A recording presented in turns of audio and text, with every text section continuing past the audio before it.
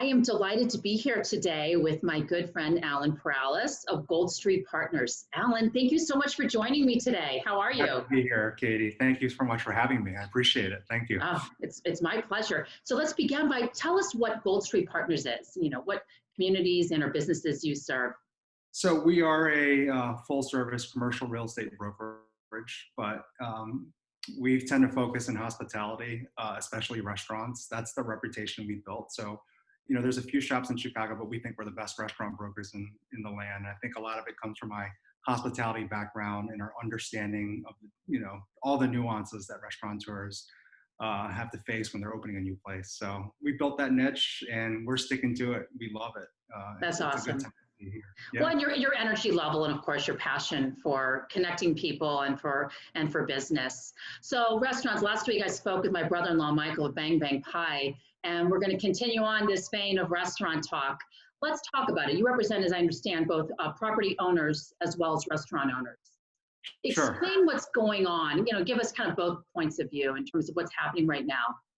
Yeah, I mean, there's a lot of questions out there. I think, what people where we're at now is looking at what's happening next. What's the future look like? Right. Simple stuff like when can we open our restaurants again? And a lot of it's tied to ambiguous dates with hurdles for like, COVID hurdles that the government and the hospital system has set out. But with that, when once we figure out when we can open, it's a whole nother effort, team effort to get open. You got to get your, there's some negative stuff here too, where vendors that haven't paid their produce bill, they're not going to be able to get food for when they open until they settle those balances. So a lot of it's cash.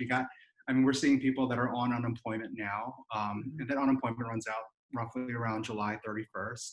So when's the best time to reopen your business, where you're actually, you're optimizing unemployment, your staff friendliness and like health of that environment, and then setting it up so that you're hitting the ground running with the best customer service and what people know you for. I mean, the hospitality industry, it's strong here in Chicago. I think a lot of Yeah. people know that. But, Yeah. I think a lot of cities say that, but I'll give you some examples. In other cities around the country in the hospitality industry, most of the workers, whether it's bartenders or wait staff or cooks, they don't make a career out of it. It's very rare. Like for instance, like I'm sure everyone's heard in Los Angeles, every server is an actor or an actress, and this is Right. something they're doing to hustle cash. Not here in Chicago. Here they're lifers, and it's a full-blown career. And I think that's what makes us special. That tied with like the strong local chef initiatives and the chef network, and you know people talk about how we want to be one of the greatest culinary cities, and that's pretty prevalent out there. We're going to have awards, we're going to push the envelope with cuisine, but there's an underlying tone um, that I'm seeing with all the chefs and restaurant owners, and it's more tied to let's be the best culinarily speaking, but let's also be the best business owners. Let's think about putting money in reserves, and let's focus on focusing on profits as well as being famous as well. And you don't hear that often. And you'll start seeing more messaging out there from these restaurateurs where Chicago, we want to have a reputation for having the best business sense for restaurants, because there's always Interesting. those Yeah. like one out of every 10 restaurants makes it. The rest of them like fall off really early on. They don't get past the first year. They don't get past the third year. And we can change that. And I think it's through these type of discussions, Katie, through our network at Gold Street. And, I think for these restaurateurs that are out there not knowing what to do, there's an army of people. There's an army of So, designers. so what are some of those? Where would you tell? I mean, this is an important. We're kind of going to a different angle, which is great. What Yeah. would you tell a struggling restaurateur who's not working with you, other than give you a call? But what types of resources are out there for them that they can tap into, especially navigating? Because you've got chambers. I'm in the Lincoln Park Chamber. There are chambers that are trying to provide information, but there's not a one size fits all. This is really specific to, because hospitality is so important. There's struggles, I know, with staffing issues, people on unemployment, and so emerging out of this, what are a couple great resources for these restaurant owners? For sure, there are lots of independent groups. I mean, you can get help from attorneys that'll give you free advice in the outset. You can talk to all the different trades, the SBA lenders, the people that provide your insurance, marketing firms, social media influencers. But Mm-hmm. when I look at how a deal gets done when you're opening a new restaurant, I actually believe that I'm the quarterback. I'm the matchmaker, the Yeah. coordinator, and I actually have like most brokers have a really good Rolodex of people that can help you, because whatever struggles you're going through now, you're not the first one to go through it, and Right. someone's figured it out. And we're not trying to like reinvent the wheel. Let's talk about proven practices, great success stories, and implement those changes. And for most people, it starts with believing that you can actually pivot and get out of this and have a positive attitude about it. But believing that, you need to start talking to people that can help you. And we do a lot of this stuff complimentary, just because we want to help people out. This is our industry. I mean, you see a lot of commercial brokers that do everything from industrial to office to whatever, gyms and things like that. We are dialed in Yeah, with you are. restaurants. So And talk about, you've got a couple, give us an example of somebody, a restaurant you think is doing a great job of making, we're going to say lemonade from lemons during this time. A couple examples sure, of those no, restaurants would be great. absolutely. So I think people know Alpana Singh. I don't even know if I'm allowed to tell her some of her business plan, but she's got a restaurant in Evanston, Okay. and she's pivoting. Some of the things that are going through her mind are trying to predict what's going to happen. Are people going to come back out to eat? Hopefully the answer is yes. Yeah. And if they do, like, how are they going to feel and what are they going to buy? We've been staying at home, drinking retail alcohol and retail wine at retail prices and having people over and having a great time. Are you going to go back downtown and pay $14 for a cocktail right away? Or are you going to reserve that for specific occasions? And I think the hardest part right now is all these business owners trying to predict how consumers are going to react. So, she's going to open in part of her restaurant. She's dedicated a little space to have like a little wine shop where you can buy the wine at a certain price to go, or you can buy the wine and sit down at a different price, a little bit more, and sit at the table. But it's still it's a way to add value, or keep the dollars in but give people more value. Yeah, and variety. We talk about in every industry that expression. It was, I think, Wayne Gretzky, skate to where the puck will be, right? And we're all trying to figure out where's that puck going to be in real estate, Yes. residential real estate, and in restaurants. We can sit here all day. Another example. So I love that you're making a hybrid approach of a market and in restaurant dining.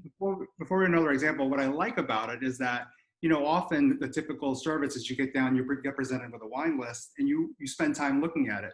If you can shop for your wine before, what these restaurants want, because now we have whatever 20%, 30%, 50% capacity, whatever the rules Right. come out, whatever they decide, you've got to turn those tables faster, and it's just limiting the amount of downtime. Some of it is just making a smaller menu so that it's easier to decide. I think putting menus that are more, or putting items on there that are more profitable. But one thing that I like is Sienna Bar Sienna in the West Loop, and they have the Bomba Bar ice cream. I love their ice cream. It's amazing. They're not my client. I wish they were my client, but they're well, someday people. When they but like in terms of like turning tables, they often what happens is they open that little ice cream shop on the side so that they can just serve passersby to go get ice cream. But the net effect is that people that are dining, they want to go outside. So instead of sitting down for an extra 30 minutes to make an extra $20 in desserts, they're getting up and they can put people in to get more wine, more cocktails, more appetizers and entrees, and make more money. And I think when people that are not in the restaurant industry understand how they make money and how to make it profitable, and how it's going to be a challenge with limited occupancy, we can help in different ways by not eating faster, but like making decisions quicker, right. And just being cognizant of people waiting in line. But like there's what I've seen come out of this though is it's not a new business. It's called Virtual Kitchens. And it's really embracing the to-go food concept. So usually it's, imagine like, there's one in River North called Kitchen United. They're backed by Google actually, and they rented out like a 10,000 square foot commissary kitchen, and they built out 12 kitchens inside. And they lease out each of the kitchens for a certain amount, and a chef can go in there, and it's already built out. It's an already built out kitchen, so you go in there, you can get up in like 3 weeks running, and then put the marketing out, and then you as a consumer, Katie, if you're on Grubhub per se, and you're looking on the Grubhub app, you're like, oh, I'm in the mood for sushi. You pick a sushi restaurant. That restaurant as a place to dine in doesn't exist. It's only in the virtual world, in this kitchen that's in the River North. And they are thriving in this environment. Oh, I'm sure. Yeah, I mean, I would bet that kind of concept would be for sure. That's no, that's really cool. I mean, and we can sit here. I see another idea brewing in terms of we've got to do like a panel, and that's going to be a real world panel. We'll make that happen. Maybe we'll do it in the pie garden. We'll do it somewhere outside. We'll make it over some drinks and have some fun with it. But before we go, speak to now just people like me. I'm in Lincoln Park. I want to see. I go to Side Cafe once a week. I hit certain places all the time. I want these businesses to stay in business and to have that cash flow. So when things reemerge, they're able to really fully serve their longtime customers. What can people do? What are ways? I mean, it's the obvious, but just, what advice would you give residents of neighborhoods?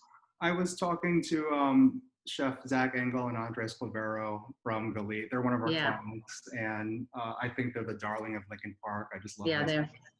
And, they are doing as much as customers are doing for them. They have a really great following, but you got to believe that they're doing, just doing to-go orders, probably less than 15% of what they normally do when they're open for full service. So it's a tough run for them. And,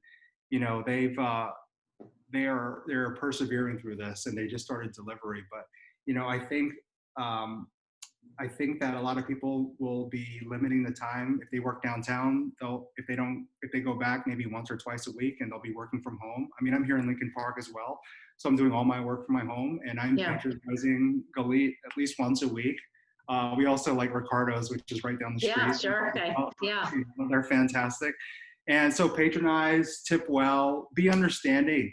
Be understanding about like just delays in service. They're doing the best they can with limited staffing. And I'm a huge fan of social media. Like, take pictures of your food. And when you take pictures, put it in good lighting so it looks fantastic and craveable, and tag them and spread the word. It's all about spreading good vibes, and we'll do it back in return. And as soon as we can get back open, they'll be welcoming us with open arms. Oh, it's gonna be a good day then, isn't it? So you're so fun to talk to. I could sit here all afternoon, but I want to be mindful of time. So again, thank you for joining us. We will have your contact information at the end of this, so people can reach out to you directly and continue this conversation or ask questions. And again, Allan, thank you for being here. You're the best. Thank you. Take care.